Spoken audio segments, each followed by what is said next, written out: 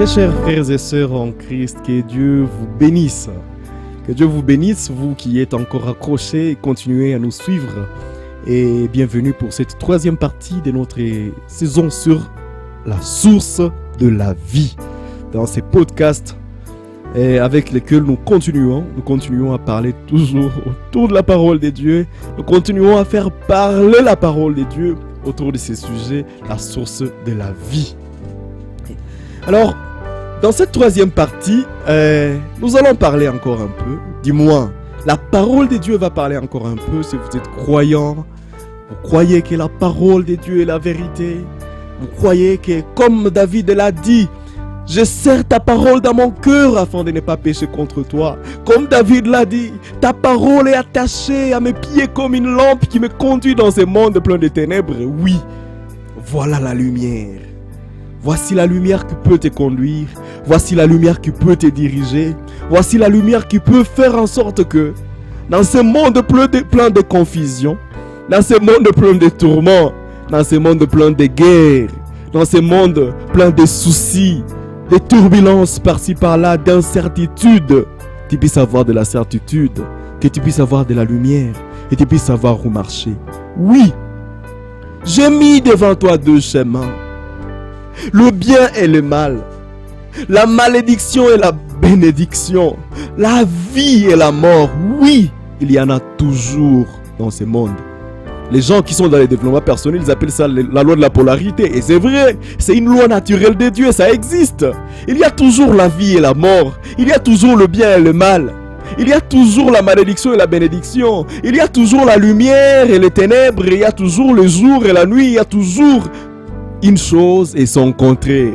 Mais dans ceci, notre Dieu, la source de vie, notre initiateur, ça veut dire notre créateur, la personne à laquelle nous dépendons, nous dit, moi je suis la vie, choisissez-moi et vous vivrez. Amen, amen. Et certainement, c'est ça ce que Jésus a dit. Si seulement vous choisissez la vie, si seulement vous choisissez de passer par moi qui suis le chemin et qui suis la vérité et qui suis la vie et vous voulez aller vers Dieu, vous n'aurez plus à vous inquiéter pour votre vie. De quoi vous allez manger, de quoi vous serez vêtus. Parce que la vie que je vous donnerai, ça vaudra bien plus que la nourriture. Ça vaudra bien plus que le vêtement. Je prendrai soin de vous comme je prends soin des oiseaux. Je prendrai soin de vous comme je prends soin des lys.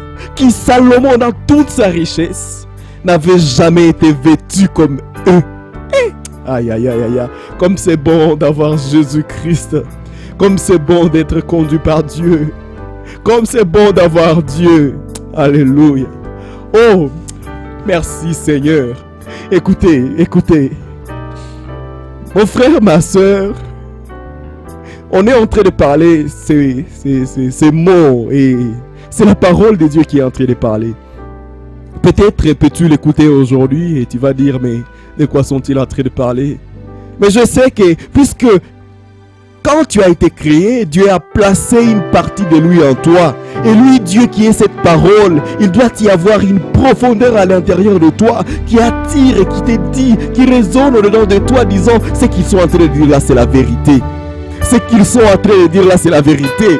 Parce qu'il y a quelque chose au-dedans de toi qui te dit, je suis bien sorti de quelque part et je dois retourner quelque part. Je suis bien nourri d'une certaine source et cette source est bien quelque part. Oh, oui, ce qui est en train de prononcer et parler au-dedans de toi, en train de dire la vérité. Suivez la conduite de l'esprit qui est en toi. Suivez la conduite et l'appel qui appelle au-dedans de toi. Écoutez, je vais pour continuer placer quelques mots.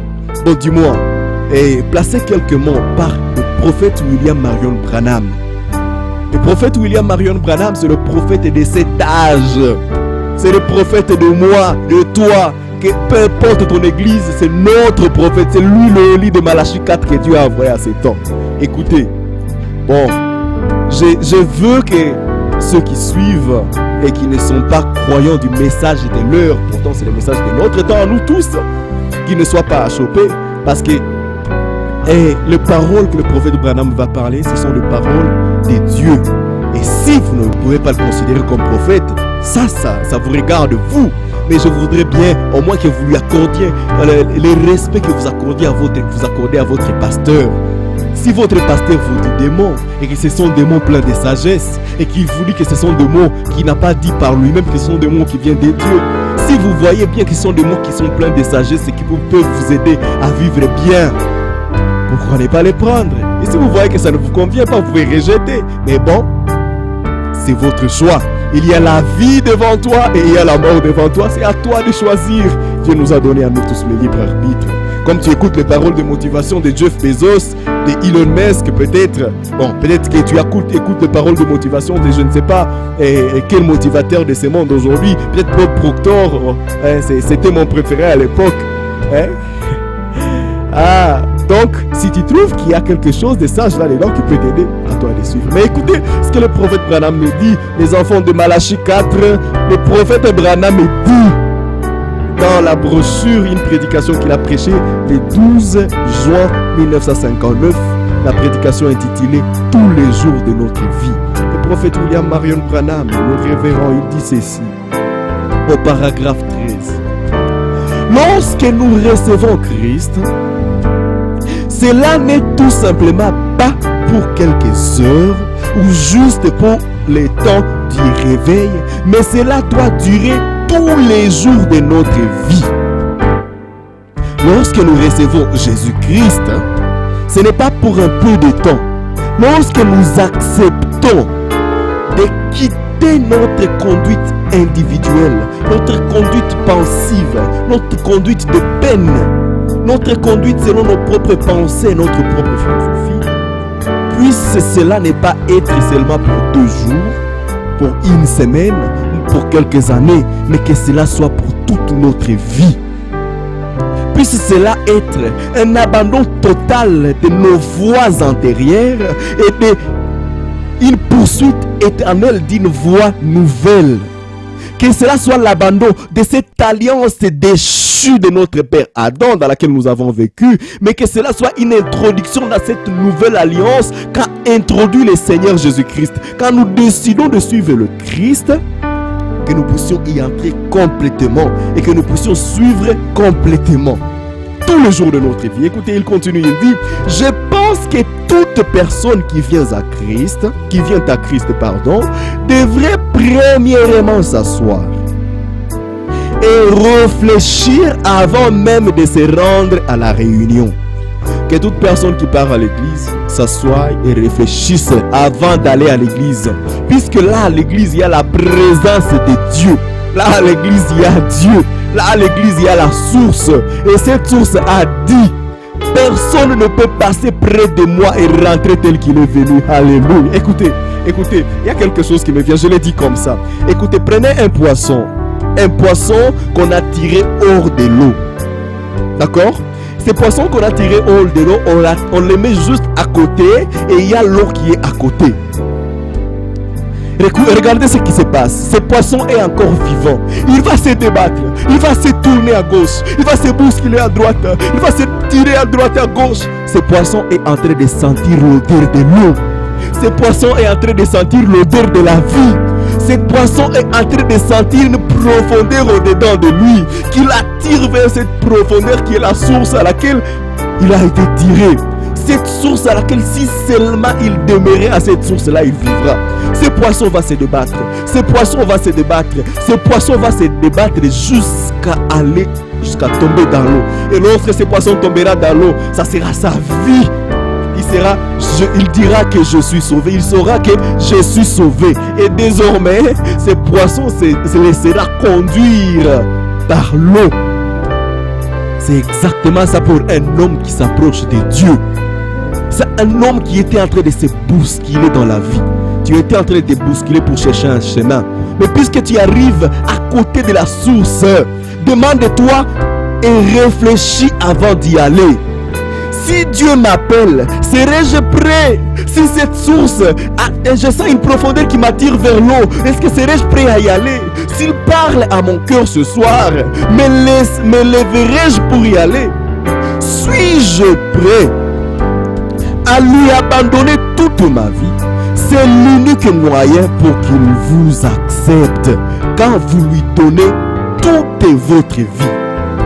L'homme est enclin à suivre sa propre voie. L'homme aimerait faire ces choses d'après point, mais il aime faire les choses à sa manière, c'est vrai. Dans la nature que nous avons faire les choses à notre manière. C'est pour ça que même il y a beaucoup d'incrédules aujourd'hui. Bon, excusez-moi les termes, il y a beaucoup des incroyants aujourd'hui et il y a beaucoup des athées aujourd'hui qui se disent pourquoi me confier à un Dieu que je ne vois pas et dire que c'est lui qui va conduire ma vie, croire à un Dieu qui n'existe pas. Je préfère assumer mes propres choix. Je préfère faire mes propres choix et les assumer. C'est ça la nature de l'homme. Mais cette nature, c'est la nature des chi. Je suis en train de t'informer aujourd'hui que cette nature-là, ce n'est pas ça qui te fait un engambe. En fait, c'est même pour ça que tu fais beaucoup trop de mauvais choix. C'est même pour ça que même la vie que tu es en train de mener, c'est une vie compliquée. Amen, amen. L'homme est enclin à suivre sa propre voie. Mais ce que Dieu veut, c'est que quand tu viens à lui, tu lui abandonnes, tu sois prêt à lui abandonner toute ta vie. C'est comme ça qu'il va t'accepter. Pas venir à moitié et dire je serai moitié chrétien, moitié païen. Je serai moitié suiveur de Jésus et moitié suiveur du monde. Non. Lui, ce qu'il veut, c'est que tu le suives complètement. Amen, amen. L'homme est enclin à suivre sa propre voie. L'homme aimerait faire les choses d'après. Il aime faire les choses à sa manière. Il l'a montré juste quelques heures après sa chute. C'est qu'Adam a montré cette nature quelques heures après sa chute. Dans le jardin d'Éden, il voulait faire les choses à sa façon. En effet, l'homme est toujours satisfait tant qu'il fait les choses à sa propre façon. Oui, une certaine satisfaction fabriquée, une certaine satisfaction qui conduit toujours à la déception. Tu te dis, peut-être que cette femme, cette fois-ci, je l'ai choisie, celle-ci. Elle m'aime et je l'aime. Mais une année, 2 ans, 3 ans de votre mariage, vous divorcez. Tu en prends une autre. Tu dis peut-être cette fois-ci elle m'aime. Tu en divorces encore. Tu prends une autre. Peut-être cette fois-ci elle m'aime. Tu en divorces encore. La satisfaction que tu as dans cette nature déchue te conduit toujours à des déceptions. Amen, amen. Avez-vous déjà remarqué que lorsque vous conduisez avec quelqu'un d'autre, s'il commet toutes sortes d'erreurs, vous faites presque sortir la lame au parquet et de l'autre vous vous dites, eh bien, pourquoi a-t-il fait cela? Ou pourquoi a-t-il tourné dans cette direction-là? Moi j'aurais fait ceci. Moi j'aurais fait de telle façon. Tu es en train de conduire avec quelqu'un qui est assis au siège passager, mais il est en train de te dire, si c'était moi je pourrais faire ça. Tu es en train de voir, le match entre parenthèses, mais tu dis, celui-là, pourquoi il a bité comme il? Pourquoi il a jeté le ballon comme ça? Si c'était moi, j'aurais pu faire comme ça. C'est ça la nature de l'homme. Il veut se conduire par lui-même. Pourtant, si on te met là, tu vas échouer aussi. Vous voyez? Il continue, il dit, voyez, c'est tout simplement la nature de l'homme. Il aime sa propre voie. Et Dieu n'a pas fait l'homme. Écoutez bien, je souligne là. Dieu n'a pas fait l'homme pour que celui-ci désire sa propre voie. Dieu a fait l'homme pour que celui-ci dépende de lui. Pour qu'il abandonne sa propre voie, qu'il crucifie sa voie. Il nous a comparés aux brebis. Dieu a fait l'homme pas pour que l'homme puisse suivre sa voie. Non. Dieu a fait l'homme pas pour que l'homme puisse se conduire lui-même, non. Mais Dieu a fait l'homme pour que l'homme crucifie sa voie, qu'il soit comme une brebis, qui, quand la brebis n'a pas de conducteur, elle est perdue. Quand la brebis n'a pas de guide, elle est perdue. Quand la brebis n'a pas quelqu'un qui s'assure de sa bonne conduite, cette brebis s'égare. Et la brebis est un animal qui ne peut pas retrouver son propre chemin. Il faut qu'on la conduise. Et un petit agneau peut se perdre en quittant la bergerie et il est complètement perdu. Il se tient tout simplement là et se met à bêler. Il en est ainsi de l'être humain. Oui, il en est ainsi pour toi mon frère. Il en est ainsi pour moi aussi. S'il devient un agneau, si sa nature est changée, il dépend totalement de Dieu et de la conduite de Dieu. Si l'homme peut accepter d'abandonner sa vie, si tu peux accepter de crucifier ta vie et de la donner à Dieu, de la donner à Jésus-Christ, d'accepter ce Christ comme conducteur et guide, comme sauveur et comme Seigneur, alors là, tu vas voir que puisque tu dépends de Dieu, il y a quelque chose qui va se passer dans ta vie, totalement de Dieu et de la conduite de Dieu. Mais l'homme terrestre, lorsqu'Adam a vu qu'il était déchu de l'état où Dieu l'avait placé, où il dépendait totalement de Dieu, Adam a dû vite manifester sa seconde nature, sa nature déchue. Adam, notre père, lui le père, bon, je ne veux pas dire le père de tous les vivants parce que ça c'est du mensonge, mais je veux dire le père de nous, fils d'Adam. Amen, amen. Ève est la mère de tous les vivants, oui, mais Adam n'est pas le père de tous les vivants. Bon, ça c'est un autre sujet. Il cherche un chemin de retour pour être racheté, mais il voulait y aller à sa manière, d'après ses propres pensées. J'espère que l'Église comprendra ceci, que nous n'avons aucun droit d'utiliser notre propre pensée concernant les choses. Lorsque nous devenons chrétiens, nous abandonnons totalement chaque brin de nos capacités mentales à Dieu pour suivre sa conduite à lui. Et tant que nous essayons d'y aller d'après nos propres sentiments, alors nous utilisons l'état déchu de notre être. Nous avons un état déchu. Et cet état déchu de notre père Adam, nous fils d'Adam, est attaché à nous. Et lorsque nous refusons que l'Esprit de Dieu nous conduise, nous sommes en train d'agir selon notre nature déchue. Nous sommes en train d'agir selon notre nature de cet homme. Moi qui suis loin de Dieu, moi qui suis déjà parti loin de la source de la vie, moi qui suis déjà chassé de la source de mon bonheur. Si tu agis selon tes propres sentiments, selon tes propres pensées, et ne pas se laisser conduire par l'esprit, donc par la parole de Dieu, tu es en train d'agir selon ta nature déchue. Et tu seras témoin. Et d'ailleurs, tu es témoin, tu verras que peu importe ce que tu peux faire, tu ne trouveras jamais satisfaction là-dedans, puisque cela conduira toujours à la faillite, te mènera toujours à la chute, te mènera toujours à être déçu. Et en effet, Dieu conduisait Adam avant la chute. Et après la chute, Adam a voulu conduire Dieu. Oh, aujourd'hui c'est les hommes qui veulent conduire Dieu. Là où Dieu a dit, ne faites pas ça, toi tu veux que... tu as dit, Dieu aussi était sévère en demandant ça. Peut-être je peux faire ça moitié. Il n'y a pas question de moitié. Ce que Dieu dit, c'est ça ce que tu suis. Adam était sous la conduite de Dieu avant la chute. Mais après la chute, la nature déchue d'Adam a commencé à vouloir conduire Dieu. Eh bien, Dieu a pourvu à Adam d'un moyen. Alléluia, gloire au Seigneur. Gloire à Dieu parce qu'il a pourvu un moyen. Mais ce dernier n'a pas voulu de ce moyen. Il voulait se faire lui-même une religion. Dieu a pourvu pour toi quelque chose. Un échappatoire, dis-moi, un pont, un moyen de revenir à lui. Mais aujourd'hui, tu veux te faire une religion. Tu veux te faire une religion. Tu veux te cacher dans des choses fabriquées. Et comme nous le voyons, il a voulu le faire de lui-même. Il ne voulait pas s'attendre à Dieu, lui dire, Seigneur, c'est toi qui me conduisais avant ceci. Et maintenant je suis tombé, je suis perdu. Maintenant aide-moi et montre-moi comment retourner à toi, Seigneur. Nous n'aurions jamais tous ces troubles que nous avons aujourd'hui. Si seulement Adam, là tout de suite après être tombé, il pouvait dire, Seigneur Jésus, c'est toi qui me conduisais avant. Maintenant regarde, je suis perdu. Je ne veux plus me conduire selon mes propres sentiments. Je ne veux plus me conduire selon mes propres moyens. Je veux retourner à toi. On n'aurait plus tous ces troubles.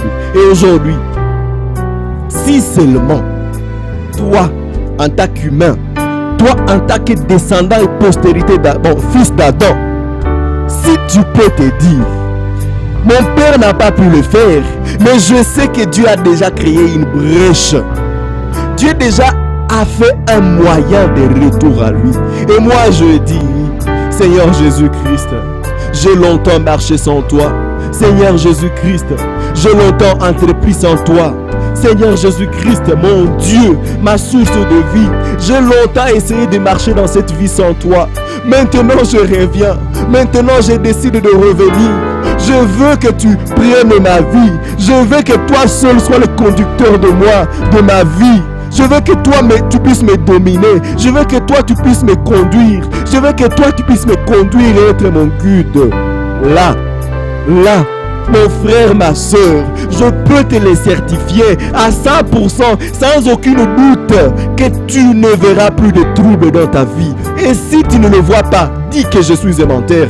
Si tu ne le vois pas, dis que Dieu est un menteur. Si seulement tu décides de t'abandonner à lui, oh, une chose que moi je peux certifier à 100%, puisque je l'ai vécu, puisque j'en ai fait l'expérience. Tout ce que je te dis, c'est viens et vois. Tel que Philippe a dit à Nathanaël, oh, peut-il venir quelque chose de bon de Jérusalem, de Nazareth? Nathanaël a pu dire, comme tu peux te dire, peut-il vraiment venir quelque chose de bon du christianisme?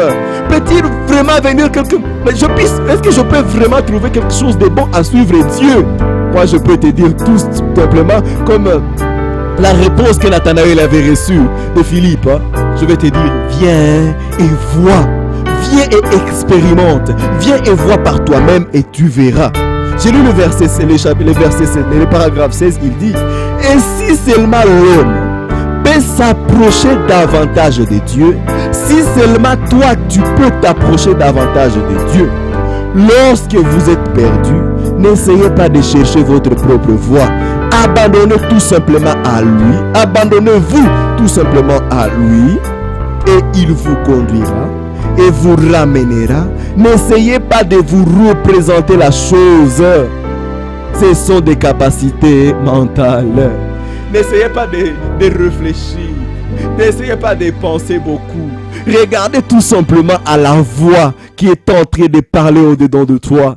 Écoute tout simplement l'appel qui appelle au-dedans de toi à t'abandonner complètement à Dieu. Tu t'es dit, peut-être je suis chrétien, je vais adhérer à une église, mais tu n'es pas complètement abandonné à Dieu. Tu n'as pas complètement encore décidé d'abandonner toutes tes voies antérieures et suivre le voie de Dieu. Ça veut dire le voie de la parole de Dieu. Maintenant, suis la voie qui te dit.